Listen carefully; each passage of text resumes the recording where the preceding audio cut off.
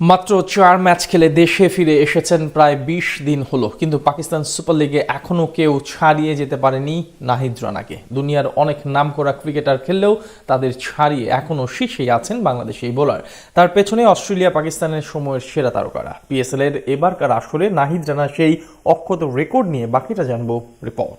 চাঁপাইনবাবগঞ্জের এক প্রত্যন্ত অঞ্চল থেকে গল্পটা শুরু। এরপর দেশের গণ্ডি পেরিয়ে বিশ্ব মানচিত্রে এক পরিচিত মুখ। নাহিদ রানাকে নিয়ে এখন সয়লাব গোটা ক্রিকেট দুনিয়ায়। অতীতে কোনো বাংলাদেশি ক্রিকেটারদের সাথে যা দেখা যায়নি, প্রথমবারের মতো এবার দেখা গেছে তেমন দৃশ্য।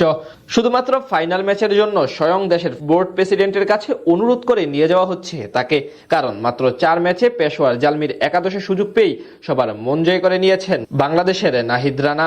শুধু তাই না, ওই 4 ম্যাচ খেলে এমন কীর্তি গড়ে এসেছেন তিনি, যা পুরো টুর্নামেন্টের শেষের পর্যায়ে পৌঁছালেও এখন অবধি ভাঙতে পারেনি কেউ। এখনো সবার উপরে আছেন টাইগার পেসার, একেই তো বলে রাজত্ব। রানার পিএসএল এর যাত্রাটা শুরু হয়েছিল গত বছর, কিন্তু সেইবার কোনো ম্যাচ খেলার সুযোগ পাননি তিনি। এবার অবশ্য প্রথম ম্যাচে সাইড বেঞ্চে থাকার পর দ্বিতীয় ম্যাচ থেকেই শরীফুলের সঙ্গে জুটি বেঁধে বোলিং করেছেন পেশোয়ার জালমির জার্সিতে। সেখানে নিজের অভিষেক ম্যাচে কিছুটা খরচে হলেও পরের 3 ম্যাচে রীতিমতো অগ্নি ঝরিয়েছেন। সেখান থেকেই রেকর্ড করেন রানা। আসলে এখন অবধি 4 ম্যাচ খেলে মোট 7 উইকেট শিকার করলেও ওভার প্রতি রান খরচের হার মাত্র 5.42 এবং বোলিং গড় মাত্র 10.45। একজন পেসার হিসেবে যেটা বলা চলে প্রায় অবিশ্বাস্য।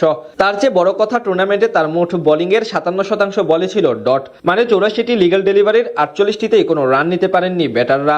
সহজে বললে মোট 14 ওভার বোলিং করে 8 ওভারে কোনো রান দেননি এই পেসার। ডট বলের শতাংশ হার বিবেচনায় সবার চেয়ে এগিয়ে আছেন এখন তিনি। এই তালিকায় তার ধারে কাছে বা 50%-এর উপরেও নেই কোনো বোলার। দুয়ে থাকা শাহিন শাহ আফ্রিদি ডট বল করেছেন 49%। তার পেছনে আছেন মুলতান সুলতানের বোলার মোহাম্মদ ইমরান। এদিক থেকে 4-এ আছেন ইংল্যান্ডের পেসার রিচার্ড গ্লেসন। 166টি বলের মধ্যে তিনি ডট দিয়েছেন 78টি, মানে 47%। এই তালিকায় সেরা 5-এ আছেন বাংলাদেশের আরেক পেসার শরীফুল ইসলাম। পেশোয়ার জালমির জার্সিতে 15 ওভারের মধ্যে প্রায় 7 ওভারে কোনো রান দেননি তিনি। ডট বলের হার 46%। এছাড়া সেরা বোলিং ইকোনমি রেটের দিক থেকেও এখন সবার শীর্ষে আছেন নাহিদ রানা। শুধু তাই না, 2026 পাকিস্তান সুপার লিগে এখন পর্যন্ত সেরা বোলিং গড়ের বিবেচনায়ও সেরাদের তালিকায় 2 নম্বরে আছেন রানা। সব মিলিয়ে এখান থেকে বোঝা যায় টুর্নামেন্টে কতটা অপ্রতিরোধ ছিলেন এই পেসার। এদিকে তার দল পেশোয়ার জালমি ফাইনালে ওঠায় নতুন করে আবার যুক্ত হয়েছেন তিনি। ফাইনালে খেলে আরো একবার নিজের জাত চেনানোর সুযোগ এসেছে তার কাছে। তার হাত ধরে দীর্ঘদিন পর শিরোপা নিজেদের ঘরে তুলবে এমন স্বপ্নই দেখছে পেশোয়ার জালমির ভক্তরা।